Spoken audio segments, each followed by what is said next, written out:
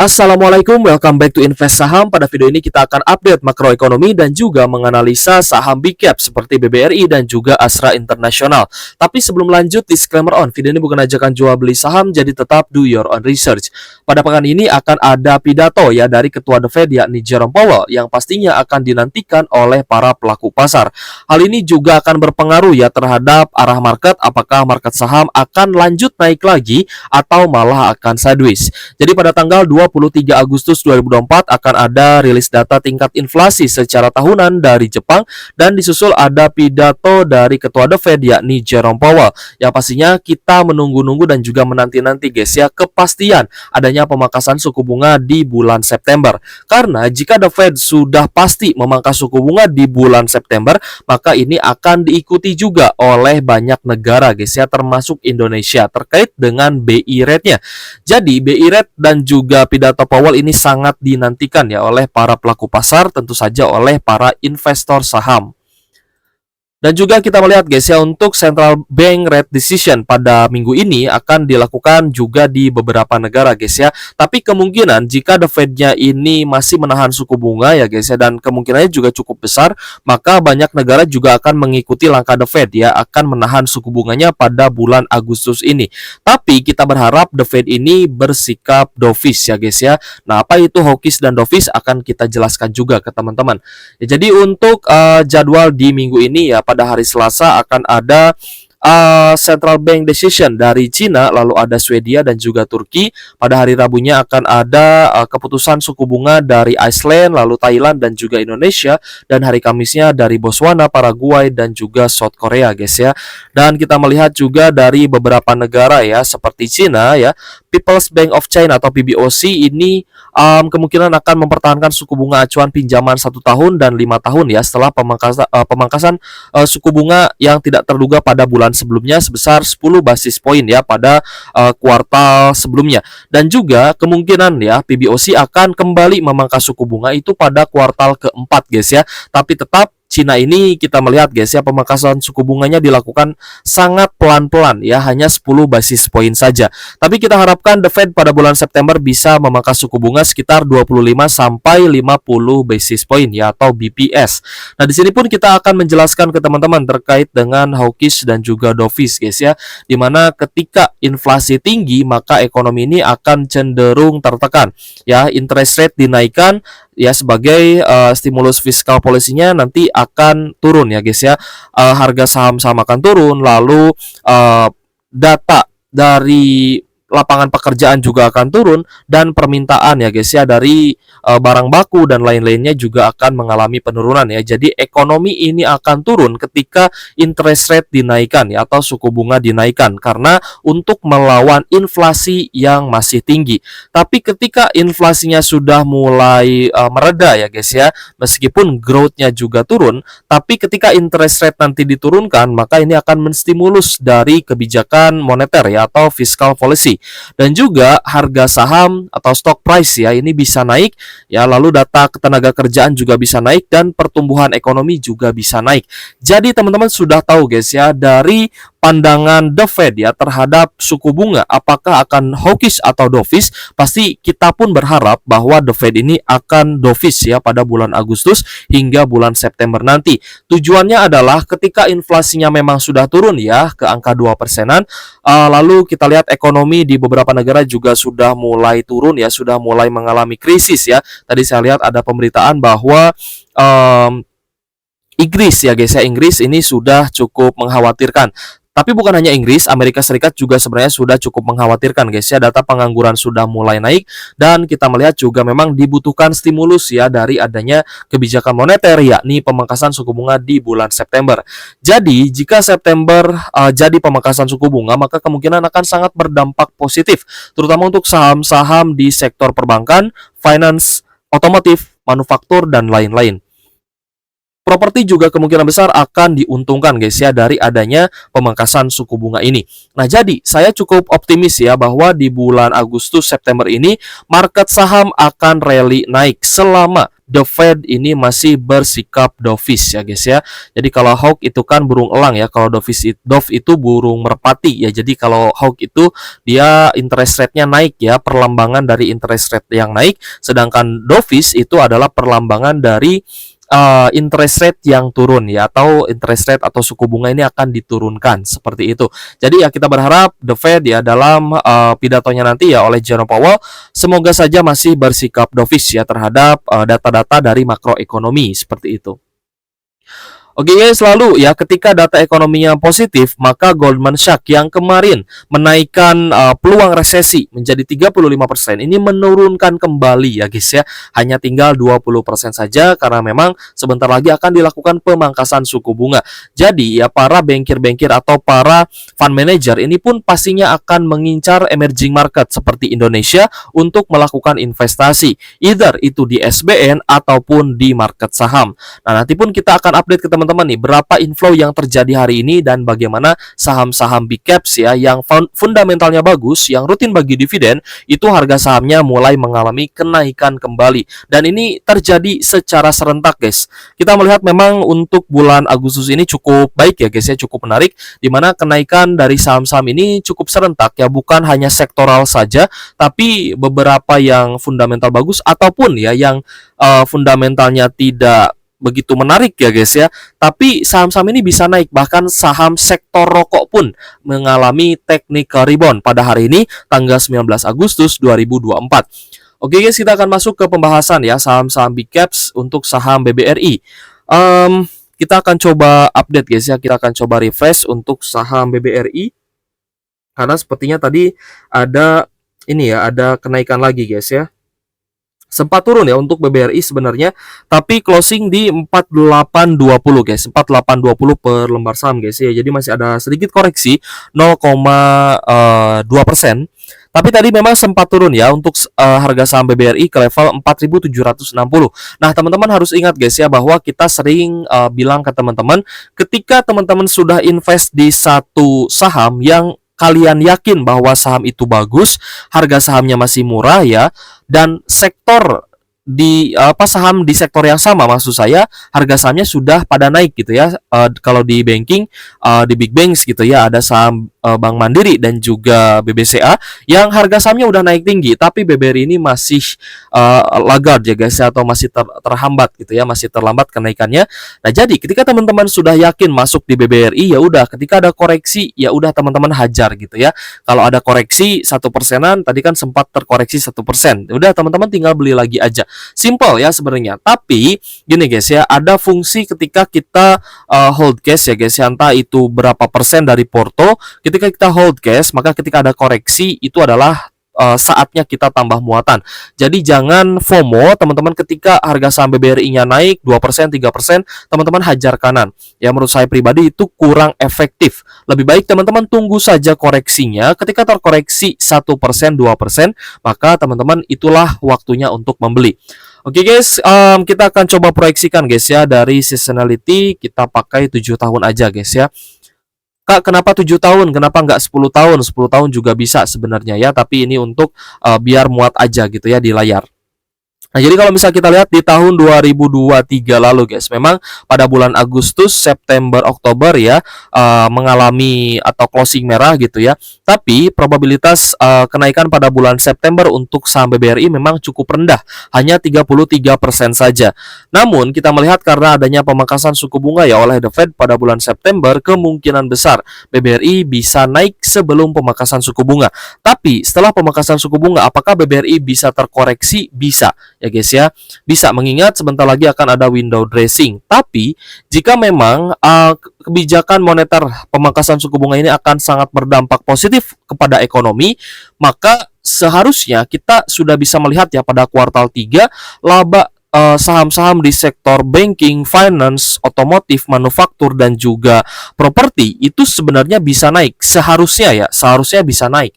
Nah, jadi kalau misalkan teman-teman memang mau invest di BBRI gitu ya dengan melihat siklus, maka kemungkinan besar BBRI ini bisa terus uptrend ya sampai awal tahun 2025 nanti sampai pembagian dividen ya guys ya. Jadi apakah di bulan Oktober November ini masih bisa turun? Ya, ada kemungkinan bisa turun.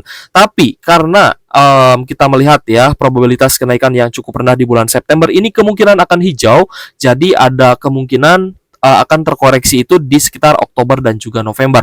Tapi guys, jika ekonomi Indonesia semakin bagus, ekonomi dunia ya makro dan mikroekonominya semakin bagus, maka kemungkinan besar di bulan Oktober November pun either dia akan sideways atau akan bertahan ya guys ya di harga atas seperti itu. Jadi kemungkinan adanya koreksi saya rasa cukup kecil di bulan Oktober November menjelang akhir tahun 2024 ini. Ya semoga saja ekonomi kita semakin bagus ya, lalu daya beli masyarakat juga semakin bagus dan bunga pinjaman BBRI juga tentunya semakin naik guys ya, seperti itu. Nah, tapi memang ada hal-hal yang tidak bisa kita prediksi ya guys ya, seperti Black Swan misalkan di bulan Oktober terjadi hal apa ya yang bisa menurunkan harga saham, itu pun sebenarnya bisa saja terjadi gitu ya. Jadi kalau misalkan secara apa ya, ibaratnya secara historis ya, biasanya di akhir tahun menjelang Desember akan ada penurunan saham biasanya seperti itu. Ya, tapi karena jika ya pemangkasan suku bunga dilakukan di bulan September, maka kemungkinan yang bisa men-trigger penurunan harga saham adalah pemilu di US. Ya, tapi semoga saja bisa naik lah ya sampai di awal tahun 2025 nanti, bahkan sampai pembagian dividen 2025 seperti itu. Oke guys, untuk BBRI guys ya, kita sempat membuat sebuah ini ya, sebuah arah di sini ya. Apakah BBRI ini bisa terkoreksi ya? Ternyata hari ini benar-benar terkoreksi guys ya. Ini garisnya tidak saya rubah-rubah ya. Tapi saya geser saja ya. Kemarin kan sempat terkoreksi juga. Tapi kemarin kita coba lihat ya, ada potensi ke 4.400 tapi ternyata hanya di 4.500 saja ya. It's okay lah. Yang penting ketika ada koreksi 3%, 2% ya teman-teman silahkan masuk lagi. Dan hari ini pun memang sempat terkoreksi 1% guys untuk saham BBRI-nya, dan seharusnya teman-teman masuk guys ya. Seharusnya teman-teman bisa beli ya hari ini. Ya, jadi congrats buat teman-teman yang hari ini ada tambah muatan di sekitar 4.700 ya guys ya. Di bawah 4.800 ini harganya masih sangat menarik. Tapi sebenarnya di bawah resisten 4.900 sampai 5.000 sebenarnya harga saham BBRI juga masih menarik ya. Tapi secara lebih detail ya guys ya, kita melihat memang semakin rendah harga saham BBRI maka akan sangat menarik ya, akan lebih menarik lagi seperti itu. Oke guys, jadi untuk BBRI upside-nya masih cukup menarik guys ya, sekitar 36%. Jadi teman-teman yang beli di closing hari ini, di harga 4.700 guys ya, maka teman-teman punya upside sekitar 36% sampai 6.500 ya, all time high sedikit lebih tinggi ya guys ya dari all time high sebelumnya. Tapi ya semoga saja bisa all time high lebih tinggi lagi. Nah, gimana nih dengan Astra International ya, yang katanya laba bersihnya dinilai oleh para konsensus analis itu masih sangat resilience. Ya, saya berpendapat yang sama bahwa Astra International meskipun harganya anjlok ya, tapi harganya menarik ya guys ya untuk kita borong di harga bawah, karena pendapatan dan laba dari Astra International juga masih cukup resilience karena memang bisnisnya terdiversifikasi. Jadi bukan hanya dari penjualan otomotif, spare part dan lain-lain, tapi Astra International juga punya sektor finance yang semakin moncer dan juga sektor pertambangan dan penjualan alat berat yang kita lihat juga masih cukup stabil. Oke guys, untuk Astra International ya, hari ini closing di 5.025 per saham. Ada kenaikan 1,11% guys ya hari ini, dan sempat turun juga guys. ASI sempat turun ya di awal sesi ke Rp4.940 per saham. Secara seasonality memang Astra International ini cukup tricky ya guys ya, karena saham cyclical juga termasuknya. Jadi teman-teman harus paham siklusnya nih. Ya, kalau misalkan dalam siklus turun, teman-teman jangan lawan. Tapi untuk cicil beli ya dalam lot yang sedikit ya, atau tidak terlalu banyak ya nggak masalah juga. Tapi tetap jangan dilawan ya guys ya. Kalau misalkan dia turun ya udah teman-teman tunggu aja dulu dia sideways di area bawah seperti itu. Jadi untuk probabilitas kenaikan saham Astra International pada bulan September juga rendah ya, sama seperti BRI sekitar 33%-an saja. Tapi mengingat adanya pemangkasan suku bunga oleh The Fed yang akan diikuti juga oleh Bank Indonesia, jadi pada bulan September ini kita bisa berharap market akan hijau dan Astra International bisa melanjutkan kenaikan. Bahkan di bulan Oktober nanti akan ada pembagian dividen interim dari Astra Group ya, Astra International, lalu ada Auto, Astra Auto Parts, UNTR atau United Tractors, lalu ada Astra Grapia ya guys ya, atau ASGR, dan juga Astra Agro Lestari atau AALI. Lalu di bulan Oktober ternyata probabilitas kenaikannya sangat tinggi ya, 83% menjelang dividen interim.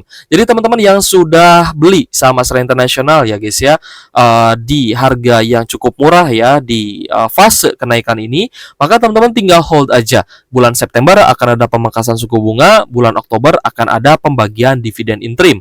Ya meskipun nanti di bulan November akan ada pemilu di US, tapi kita akan update ke teman-teman, kita akan analisakan ke teman-teman secara historis menjelang US election ya guys ya, apakah IHSG ini biasanya naik atau turun gitu ya, biar nanti kita juga proyeksikan ke teman-teman. Tapi biasanya memang sebelum window dressing biasanya saham-saham big caps akan turun dulu ya, secara historis gitu ya, menjelang window dressing, menjelang Desember, Oktober, November itu akan turun guys. Nah baru nanti di pertengahan Desember atau di akhir Desember itu bisa naik lagi sampai pembagian dividen di pertengahan tahun ya guys ya, sebelum adanya sell in May. Nah ini siklus-siklus yang harus teman-teman pahami juga.